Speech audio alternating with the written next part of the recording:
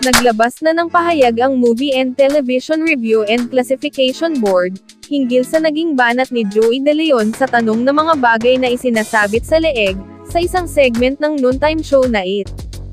Sa isang pahayag nitong Lunes, September 25, sinabi ng MTRCB na magsasagawa sila ng pagsusuri, tungkol sa mga reklamo umano hinggil sa It. Taking cognizance of the complaints from the viewing public, in relation to It Gimme 5 segment aired last September 23, 2023, the Movie and Television Review and Classification Board shall determine if the same are valid, or its implementing rules and regulations, pahayag ng MTRCB. Matatanda ang sa segment ng It na Gimme 5, laro ng mga henyo nitong Sabado, September 23, kung saan sina Joey at Vic Soto ang main hosts. Tinanong ang isang contestant na magbigay ng mga bagay na sinasabit sa leeg.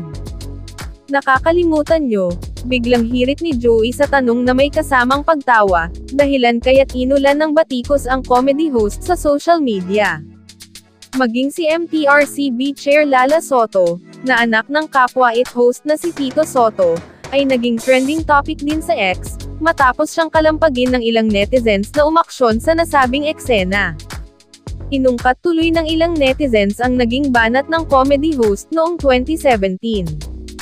Matatanda ang sa Juan for All for Juan segment ng It Bulaga noong October 5, 2017, kung saan napapanood noon ang It hosts. Bumisita ang hosts na sina Jose Manalo, Wally Bayola, Alden Richards, at Maine Mendoza sa kanilang napiling na barkads, na may kinahaharap na mabigat na pagsubok. Gawa-gawa lang ng mga tao yan, gawa nila sa sarili nila, saad naman ni Joey sa gitna ng kanilang pag-uusap.